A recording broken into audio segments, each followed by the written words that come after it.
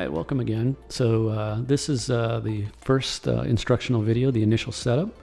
And what we're going to cover here is in the initial setup, we're going to run through running an automated initial setup where you input your fully qualified domain name, your FQDN, and your destination email address where you want notifications to go to after automation jobs run.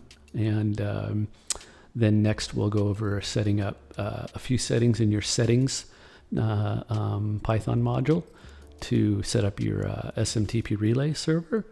And then next in the initial setup, we'll go over setting up your central service account for authenticating to the network. And lastly, in the initial setup video, we'll cover loading up your device inventory, aka your source of truth. And as always, if you find these videos to be helpful, please consider subscribing to the channel by hitting the subscribe and or the like button. And if you want to be notified of future videos that are uploaded, go ahead and hit the notification bell as well. Appreciate it. All right, welcome to the initial setup. Let's go ahead and get logged in here. So I'm going to log in here using the default admin account. Password is all lowercase, neural123. And once we're logged in, we're going to click on this link here, set up the FQDN and email to address. I'll blow that up a little bigger as well. So once we're logged in, we're going to input our fully qualified domain name. This is assuming you've created a DNS record or created a hosts file entry if you're running it in the lab. You can also use IP address here if need be, not recommended, but that can be done. So we just submit that, and as soon as it's finished, you'll see in red below, it shows you'll be redirected back to the home page once the initial setup is complete. So now we've been redirected back to the home page. That's set up and complete. The next thing that we're going to do, we'll set that to a good zoom here, is we're going to set up our SMTP relay server now. So the way we do that is we'll modify a few settings in our settings Python module, settings, and I'll just undo that. After you do this, then all you do is save that and reboot the server. So now I'm going to show you where this file actually is. You're of course more than welcome to edit it in your text editor of choice, as I'm showing here in VS Code, and then SCP it over to the Neural server, or you can SSH directly into the Neural server. And what I'll do though is show you where this file is located. So you'll see this settings.py is located in the following path here: var www Django_app my site, all lowercase. So if we cat that file, you'll see that at the very end of the file here, these are these settings here. So that basically, if you just have an internal open relay to use as your email notification server, then the only thing you'd be doing is just updating your FQDN here and putting in the host name of your relay email, your relay server. Once you're done, then you would just do a shutdown -R for reboot now. So you need to do a full reboot after setting that up, and then you'll be good to go with all of your initial setup, and we'll then be ready to load up our device inventory, aka our source of truth. So we get there from browse the system, add devices to inventory, and I'm on the Neural inventory page right now, which you can see there's no devices in the device inventory currently. So we'll go into add devices to inventory, and I'm going to blow this up.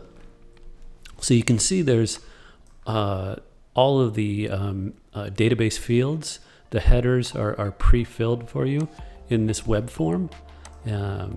Host name, model, site, device type, vendor, OS for operating system, and region. And you can add a single device or multiple devices here. and then you just submit to import the devices. And I'm going to go over exactly what are the guidelines and restrictions for this, and also how you can do this very efficiently using Excel, because basically it's a CSV format, as you can see here. I'll even blow it up bigger. You'll see these are comma separated values for each one of these fields. So blow it back down to here, and we'll open up an example here. So this has all the exact same fields here. You'll see the headers, host name, model, site, device type, vendor, OS, and region. Now these are case sensitive, so you can actually just you can copy and paste it from the web form here if you're working in Excel, if you're going to be loading up in mass. And the first thing I'm going to go over is the guidelines and restrictions. So for host name, the field names have to be, they are case sensitive. So you'll notice these are all lowercase, and OS is uppercase, and region has uppercase R. The rest of the word is lowercase. The second part of the guidelines and restrictions is for host name, you can put whatever you want. Definitely do not recommend using a fully qualified domain name. It's too long and not visually appealing in the interface, and it's just not needed, because it's going to use whatever, of course, DNS suffix you have in your IP configuration. So it's just not needed. So basically just the host name portion of your FQDN. And this can be uppercase or lowercase. It can be whatever you want it to be. And so in other words, there's no guidelines and restrictions, but the only difference is, make it consistent. Make it consistent with your environment. So if you use uppercase in your environment, or if you use lowercase in your environment, it's definitely recommended to make it consistent. Same thing with the model. There's no restrictions here, either uppercase, lowercase. It's whatever you want to put in here and whatever fits to your environment. For site, same thing. You could put in the full name, uppercase, lowercase, whatever fits your environment. You can essentially custom tailor your source of truth, your device inventory, for your environment. So if you use, I'm just using an example here of ATN for automate the network, but this could be a 3-digit site code, or it could be the full name, Los Angeles, New York, Manhattan, et cetera, London, or it could be whatever you use as particular site codes for your sites. And same thing, you want to keep it consistent with what you use in your environment, uppercase or lowercase. Device type, same thing, whatever fits your environment, distribution, access, switches, SD-WAN, routers, edge routers, MPLS, SIP routers, and I'm just showing a few here, kind of blowing it up. But again, whatever fits your environment, then you can use here for device type. And these really come in, all of these different fields come into play when you're doing database-driven automation, which you'll see when we get into that portion of the instructional videos, which is the next instructional video that covers automation. So the vendor, same thing. There is no restrictions, uppercase or lowercase, but again, make it consistent. So I'll give you an example here. If I use uppercase C here, this is not going to be the same in the database as this. These will be two totally different devices. So this one would stand out and be the only device in here that matches. If you were doing a database query to bring up a nodes list when you run automation based on vendor, and you chose Cisco, you would have all devices, but you would not have this device.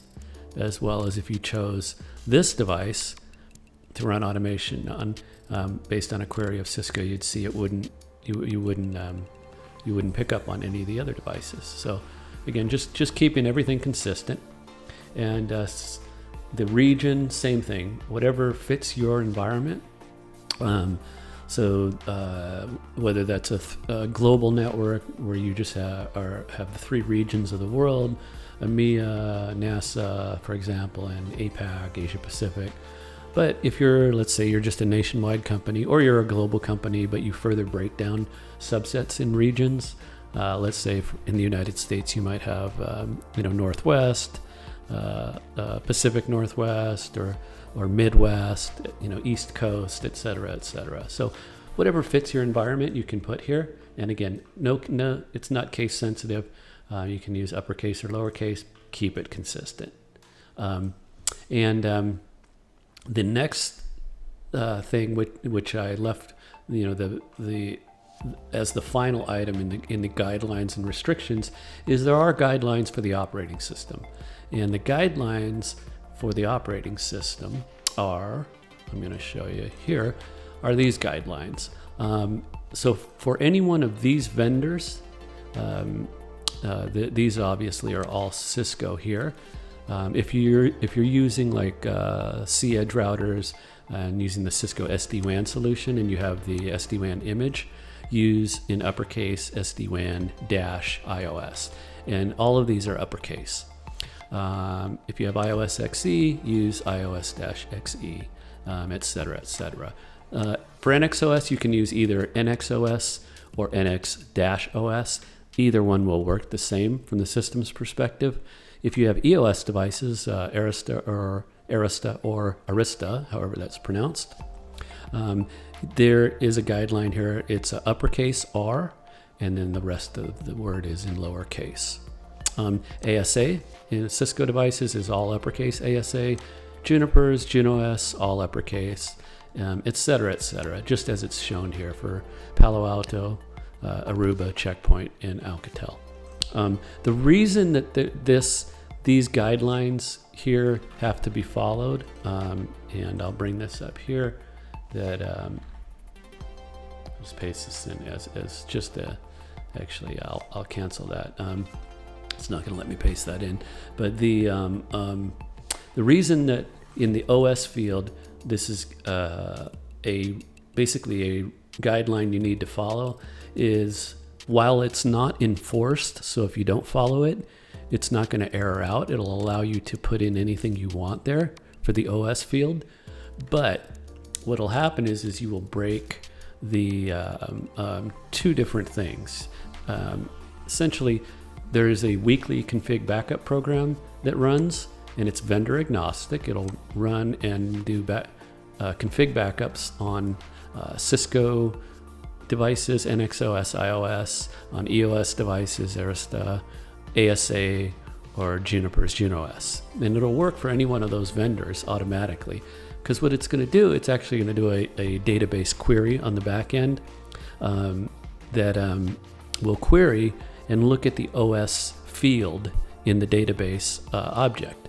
And if it sees, as an example, an OS field of Arista, it's going to issue the proper commands for the config backup compared to if it sees an OS field of JunoS, then it will issue the proper commands to back up the Juniper config. Same for ASA and NXOS or iOS. And the other thing that it will do, and this holds true for all of the automation in the program. This all happens on the back end again, without any. You don't need to be aware of it. It's all happening automatically behind the scenes.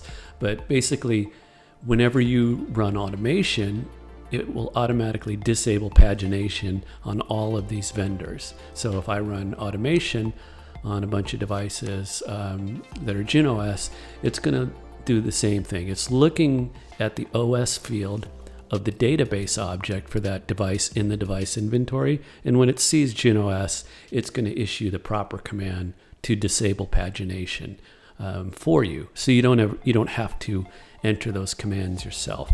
If it sees any of the iOS type devices or NXOS, it's going to, for example, issue a term length 0.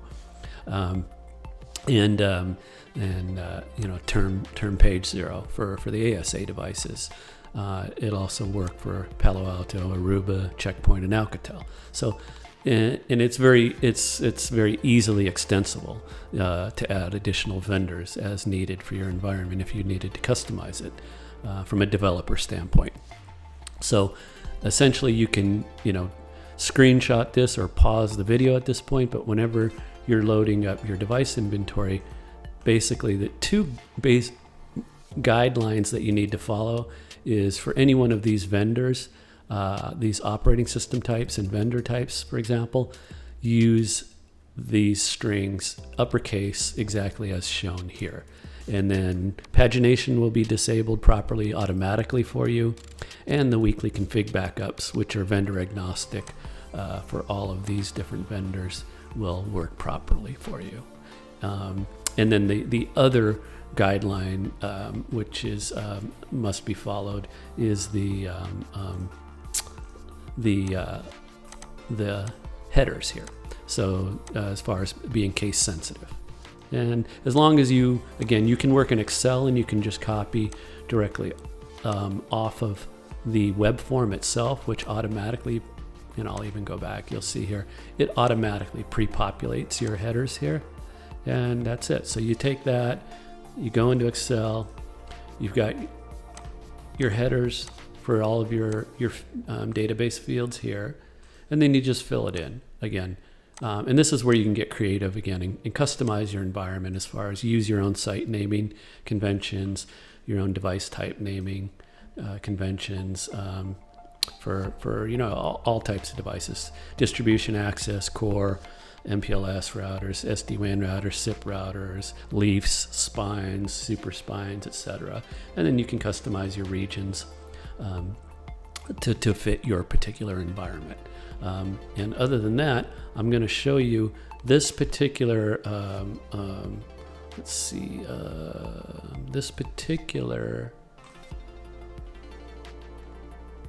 yes, okay, I just wanted to make sure I had the right one here. This particular CSV is actually all here, and it's over 700 and some odd devices. So what I've done is, once you build it in Excel, then I recommend close it out and then just open up the CSV file in a text editor. So let's say you've worked in Excel, you've built your spreadsheet, and the nice thing about Excel, of course, is it's super easy to work with in a rapid fashion. So you can quickly build very large database inventories. And so again, once you've saved it as a CSV, then just open it up in a text editor like VS Code or Sublime Text, etc., etc. And once you've done that, then you can just copy. I've just Control-C and copied that, and I'm just going to paste that in there. So you'll see here, I'm going to scroll this down and scroll it all the way up, and then there it is. So you've got the host name, the model, the site, the device type, the vendor, the OS, and the region. And that's it. So I'll go ahead and load up all those devices, and then we'll have over 700 devices or so in our device inventory. So you also see here, it uploaded all the devices, shows you a nice Python list of all the devices, and says you'll automatically be redirected to the device inventory page after 20 seconds. So that'll happen shortly. And it'll happen as I'm scrolling down. There you go. So at this point now you can see we've got 760 devices in our device inventory, and it's got all of the host name, model, site, device type, vendor, operating system, and region. And that's all there is to it. At that point, you've got, so like if I wanted to do database driven automation, now I'm basically querying the database. So it's doing a SQL query of my source of truth, my device inventory here. So now I can search on these devices. So let's say, for example, I wanted to search just on distribution switches. Then I've got it'll actually show me I've got 24 entries here. I could drop that down, and now I can see all my distribution switches. So I can do automation on my distribution switches very easily, doing smart searches. So, but we'll get into that in the automation video. That will cover loading up your device inventory, aka your source of truth. So the next thing we're going to look at is setting up the central service account.